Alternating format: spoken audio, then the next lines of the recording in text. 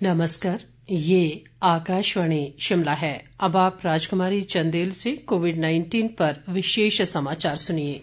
केंद्रीय वित्त मंत्री निर्मला सीतारमण द्वारा कल संसद में पेश केंद्रीय बजट 2021-22 में देश के स्वास्थ्य क्षेत्र में कोविड-19 वैश्विक महामारी का गहरा प्रभाव साफ तौर पर दिखाई दिया। कोविड-19 के खिलाफ देश की लड़ाई और केंद्र सरकार द्वारा समय पर उचित कदम उठाने के नारे के साथ अपना बजट भाषण शुरू करते हुए वित्त मंत्री ने जोर देकर कहा कि आत्मनिर्भर भारत के 6 प्रमुख स्तंभों में स्वास्थ्य और देखभाल प्रमुख स्तंभ है। अन्य क्षेत्रों के साथ स्वस्थ भारत राष्ट्र प्रथम के संकल्प को और मजबूत करेगा। कोविड महामारी के दौरान स्वास्थ्य और देखभाल का क्षेत्र केंद्र सरकार की विशेष प्राथमिकता में रहा है। केंद्रीय बजट में कोविड-19 वैक्सीन का विकास एक महत्वपूर्ण उपलब्धि है। केंद्रीय वित्त मंत्री ने कोविड वैक्सीन विकसित करने के लिए वैज्ञानिकों का धन्यवाद किया। उन्होंने कहा कि भारत के पास इस समय 2 वैक्सीन उपलब्ध हैं और अपने देश के लोगों को ही नहीं बल्कि 100 से अधिक देशों के लोगों को भी कोविड-19 से सुरक्षा प्रदान की जा रही है। उन्होंने कहा कि शीघ्र ही हमारे देश को 2 या इससे अधिक वैक्सीन और मिलने की संभावना है। वित्त वर्ष 2021-22 के बजट पूर्वानुमान में कोविड-19 वैक्सीन के लिए 35,000 करोड़ रुपए का प्रस्ताव है। वित्त मंत्री ने कहा कि अगर जरूरत पड़ी तो और अधिक धन उपलब्ध कराया जाएगा। उन्होंने कहा कि अर्थव्यवस्था पर महामारी के प्रभाव के कारण राजस्व का कम प्रवाह हुआ। उसके साथ साथ समाज के कमजोर वर्गों विशेषकर गरीबों, महिलाओं, अनुसूचित जातियों और अनुसूचित जनजातियों की अनिवार्य राहत के लिए काफी धनराशि प्रदान की गई। सीतारमण ने कहा कि महामारी के दौरान केंद्र सरकार ने मध्यम आकार के विभिन्न पैकेजों का विकल्प चुना ताकि बिगड़ती स्थिति में अपने उत्तरदायित्व को पूरा किया जा सके। देश में कोविड-19 से स्वस्थ होने की दर बढ़कर 97.05% हो गई है। कोरोना संक्रमण से अब तक 1,04,48,406 लोग स्वस्थ हो चुके हैं। मौजूदा समय में देश में कोरोना के सक्रिय मरीजों की संख्या 1,63,353 रह गई है।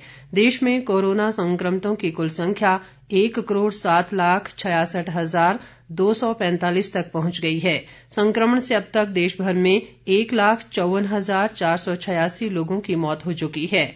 बीते 24 घंटों के दौरान देश में जहां 8,635 नए मामलों की पुष्टि हुई है, वहीं 13,423 लोग कोरोना संक्रमण से स्वस्थ भी हुए हैं। भारतीय आयुर्विज्ञान संस्थान ICMR के अनुसार देश भर में अब तक 19,77,52,057 लोगों की कोरोना जांच की जा चुकी है। पिछले 24 घंटों के दौरान 6,59,422 कोविड नमूनों की जांच की गई। देश में अब तक 39,50,156 लाभार्थियों को कोरोना के टीके लगाए जा चुके हैं।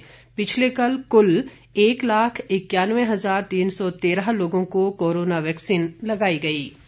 इधर प्रदेश में कोरोना संक्रमितों की संख्या 57,561 तक पहुंच गई है। पिछले 24 घंटों के दौरान प्रदेश में 25 नए मामले सामने आए हैं जबकि 37 लोग स्वस्थ हुए हैं। स्वास्थ्य विभाग द्वारा जारी बुलेटिन के अनुसार अब तक 56,200 लोग संक्रमण से पूरी तरह ठीक हो चुके हैं। वर्तमान में सक्रिय मामलों की संख्या 378 है। राज्य में कोरोना से अब तक 967 लोगों की मृत्यु हुई है। केंद्रीय स्वास्थ्य मंत्री डॉक्टर हर्षवर्धन ने वित्त मंत्री निर्मला सीतारमण के बजट भाषण में उल्लेखित आत्मनिर्भर भारत के 6 प्रमुख स्तंभों में स्वास्थ्य और स्वास्थ्य देखभाल को शीर्ष पर रखने और इससे संबंधित बजट प्रस्तावों का स्वागत किया है। वर्ष 2021-22 के लिए स्वास्थ्य क्षेत्र में परिव्यय बढ़ाकर 2,23,846 करोड़ रुपए किया गया है, जो इस वर्ष के बजट अनुमानों में 137% की वृद्धि है। कोविड टीकों के बारे में स्वास्थ्य मंत्री ने कहा कि वित्त मंत्री ने इसके लिए 35,000 करोड़ रुपए प्रदान किए हैं तथा आवश्यकता पड़ने पर और अधिक धन उपलब्ध कराने की प्रतिबद्धता व्यक्त की है।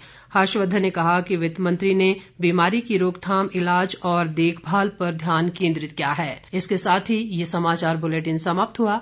नमस्कार।